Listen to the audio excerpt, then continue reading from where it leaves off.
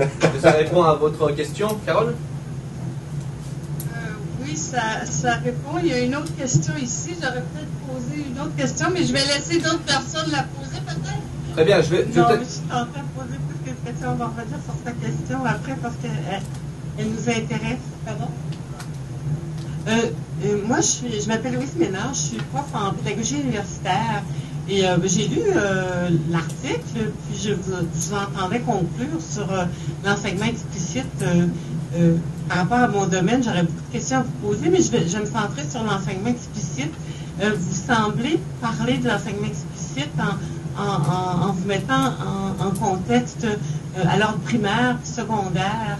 Est-ce qu'on pourrait transposer vos conclusions au post-secondaire par rapport à l'utilisation de cette... Moi, je pense que oui. C'est sûr qu'il y a des adaptations à faire, mais je pense que oui. Il y a toutes sortes d'éléments qui sont, je dirais, comme des stratégies simples. C'est sûr qu'on peut adapter, mais il y a des stratégies simples. Combien de fois en enseignement universitaire, tu commences un cours et le prof ne dit pas c'est quoi l'objectif de son cours? Aujourd'hui, là, après-midi, on va parler de ça. Il commence même pas par dire ça. Il commence à parler. Et là, mais si on savait, c'est quoi l'objectif de la leçon? C'est quoi son plan de leçon? C'est quoi son résumé? En quoi sa leçon qu'il fait se lie avec la leçon de la semaine passée? Des choses simples. À la fin de son cours, résumer le passage qu'il a fait. Au début de son cours, poser la question à laquelle il veut répondre. Des choses comme ça. C'est des stratégies simples qu'on peut faire pour bien enseigner au primaire, qu'on peut faire pour bien enseigner au secondaire, et je ne vois pas pourquoi on ne les ferait pas au secondaire, au milieu universitaire, parce qu'au fond, au niveau universitaire, on enseigne souvent des foules. Les foules sont débiles, même si c'est du monde intelligent. C'est-à-dire, ils se comportent comme... Tu sais, ça n'écoute pas, on se noie dans la masse, etc. C'est pour ça qu'il faut être extrêmement, à mon avis, structuré au niveau de l'enseignement universitaire. Et en tout cas, pour avoir enseigné des grands groupes à l'université des années durant, avec des collègues ici, je vous dis qu'il faut être structuré. On s'était développé une stratégie qui reprend les mêmes principes, les mêmes approches que l'enseignement explicite, avec des adaptations, évidemment, parce qu'on ne travaille pas avec des enfants, là. Mais quand même, il y a des comportements, des fois, à l'université qui sont comme des comportements d'enfants. Est-ce que la recherche que vous avez consultée le confirme? C'est à confirmer au postsecondaire la pertinence? Je ne me suis jamais vraiment trop intéressé à cette question-là sur le plan de la recherche. C'est pas ça que je cherchais.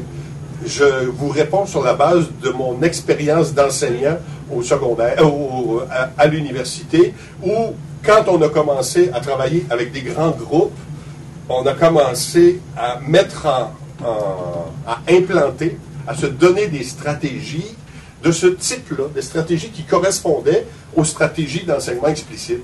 Alors, c'est un peu dans ce sens-là, mais j'ai pas... la pédagogie universitaire, c'est comme si j'en avais fait, mais sans avoir été chercheur en pédagogie universitaire. Là. Mais je ne vois pas pourquoi ça ne marcherait pas. Pour une raison, comme on disait, en tout cas j'en parlais lundi, c'est-à-dire, au fond, on est pris que le problème de notre cerveau. Hein, et notre cerveau, un des éléments importants qui avait été identifié par Sweller, c'est qu'il a tendance à se surcharger, c'est-à-dire la mémoire de travail a tendance à se surcharger. Alors, on a tout intérêt à décomposer le savoir complexe en unités plus simples. Et ça, c'est comme... je dirais, que ce soit pour les enfants, les adolescents ou les adultes, c'est pareil. Quand vous avez appris à conduire votre voiture, la première fois, bon, vous étiez sans doute adulte ou pas loin. Alors, qu'est-ce qu'on fait? Surtout le manuel. Quand tu apprends tes premières leçons de conduite, ton cerveau, ta mémoire de travail est tellement surchargée que tu n'es pas capable de parler à ton voisin. Alors que maintenant, bon, il y en a qui font du texto en conduisant quand tu as appris. Alors, c'est pour dire au fond que le cerveau nous détermine dans nos apprentissages, et je pense que c'est, qu'on soit jeune ou plus âgé, pour un enseignant, ça s'avère une très bonne stratégie que de décomposer le contenu enseigné en unités plus simples. Moi, je pense que ça facilite beaucoup le travail. Merci. Je vais passer à une autre constituante pour donner la chance à tout le monde de poser ses questions. J'irai à Rimouski, comme ça. Est-ce qu'il y a des questions à Rimouski? On n'a pas de questions, merci. Très bien. Lévi? Oui, on aurait 2 questions. Posez-moi-en une et je reviendrai à vous après. Alors moi, ma question, c'est concernant l'enseignement explicite. Est-ce qu'il y a moyen de marier ça dans une certaine façon avec l'approche socio-constructiviste, ou est-ce que si le Québec a décidé de s'en aller vers une approche socio-constructiviste, est-ce que ça fait que c'est totalement séparé? Non, ben je parle de... Selon vous, En fait, ce que je vous dirais, c'est... on a parlé de ça aussi un peu lundi, là. Au début, quand au Québec, la réforme a été lancée, elle a été lancée dans une perspective d'exclusion. C'est-à-dire, il faut passer d'un paradigme à l'autre. Alors, nous, on faisait partie de l'autre, c'est-à-dire de celui qu'on voulait évacuer. Alors, et pour lequel on avait quand même des données de recherche intéressantes. Alors, on ne comprenait pas pourquoi on nous disait le nouveau paradigme constructiviste est appelé à favoriser l'apprentissage des élèves et particulièrement des élèves en difficulté, alors qu'une approche comme l'enseignement explicite, pour laquelle on avait plein de données, montrait que pour les élèves en difficulté en bénéficiaient beaucoup. Alors, on a réagi à ce passage d'un paradigme à l'autre, et finalement, on s'est comme inscrit dans une guerre, d'un paradigme war, là, dans une confrontation de paradigmes. Bon. Ceci dit, une fois qu'on a dit ça, moi, je pense qu'on peut quand même placer les affaires davantage sur un continuum que dans une perspective d'exclusion. C'est-à-dire, quand les élèves sont plus avancés, sont plus compétents, en fonction du contexte dans lequel on est, du temps dont on dispose, bien évidemment, on peut aller dans une perspective plus ouverte ou de découverte. Mais on me taquine ici, là. Alors, mais quand on a affaire à des élèves moins compétents, qui ont des difficultés, qui ne connaissent pas les contenus, on a tout intérêt à être structuré. La pire des choses, à mon avis, c'est avoir des élèves en difficulté puis de les mettre en situation de projet. T'sais, ils découvriront pas et ils apprendront pas. Et ils vont apprendre plutôt des erreurs qu'ils vont reproduire, ils vont se décourager, puis on va avoir tous les effets les plus négatifs qu'on voulait éviter, on va se ramasser avec ça comme résultat. Donc, pensons plutôt continuum, et avec des élèves plus en difficulté, avec un contenu aussi, des fois, qui est complexe, etc., peut-être qu'on a intérêt à structurer davantage. Et à mesure que la compétence arrive, ben là, on peut être dans des approches plus socio-constructivistes. Là, je suis dans le compromis, mais alors là, je me surprends moi-même. Je reviendrai à vous, Lévi, juste après. Je vais interroger cette fois l'U2M. Si vous avez des questions à l'U2M. Dites-nous. Pardon, monsieur, mon français, je suis du Brésil, c'est-à-dire c'est difficile de parler, mais j'ai bien compris. Merci pour votre présentation. Je me demande si les savoirs de soi-même, maître, à côté de les savoirs de l'action, les savoirs sur soi-même, les savoirs de sa possibilité, de la subjectivité, de son trajectoire, ce n'est pas important aussi dans la formation. Comment je vous dirais, votre question me renvoie à la formation initiale que j'ai eue. Puisque j'ai commencé la communication en vous parlant de ma formation initiale que j'ai eue, ben, il y avait un courant de pensée, notamment la psychologie humaniste à l'époque, qui nous disait, au fond, allait un peu dans ce sens-là, qu'il fallait se connaître, et si on se connaissait, par la suite, on serait capable de mieux intervenir. Sans doute. Sauf que ce n'est pas professionnel. C'est-à-dire, ce n'est pas propre à une profession. C'est propre à quiconque vit. C'est-à-dire, tout un chacun, si on se connaît mieux, bien sûr que ça va peut-être nous aider à vivre. Mais dans une formation initiale à l'enseignement ou dans une formation continue, à mon avis, il y a un certain nombre de savoirs ou de savoir-faire à apprendre. Et je serais porté à dire c'est là-dessus, sur ceux-là qu'il faut mettre l'accent. En fait, votre question me renvoie à des critiques que je faisais de ma formation. C'est-à-dire, il y avait trop de « faut se connaître » et pas assez de « comment on fait pour enseigner ». C'est pour ça que je dis, ramenons les choses dans des proportions. Sans doute qu'il faut se connaître pour enseigner, comme il faut se connaître pour, je sais pas moi, être plombier, être ingénieur, être avocat, ou sans doute, mais je pense que des savoir-faire, c'est important. Pour faire apprendre. Je vais aller du côté de Chicoutimi.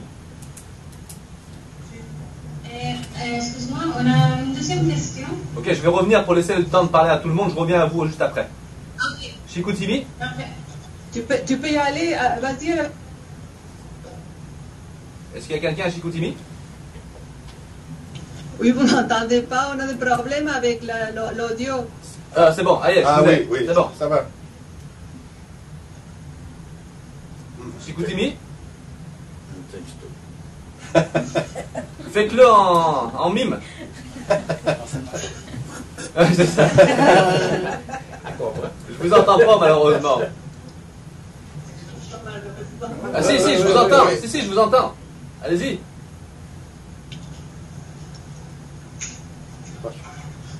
Non, je vous entends pas. Je vous entends pas, désolé. Touchez pas le bouton, parlez pour voir. Non, malheureusement, désolé. Je crois qu'à Trois-Rivières, il n'y a plus personne. J'ai vu Stéphane partir. Est-ce que je pourrais... à Trois-Rivières? C'est ça. Ce qui fait que je vais faire d'abord un tour à Laval aussi pour laisser les personnes présentes dans la pièce poser une question. Et je reviendrai ensuite à Lévis et à l'U2M.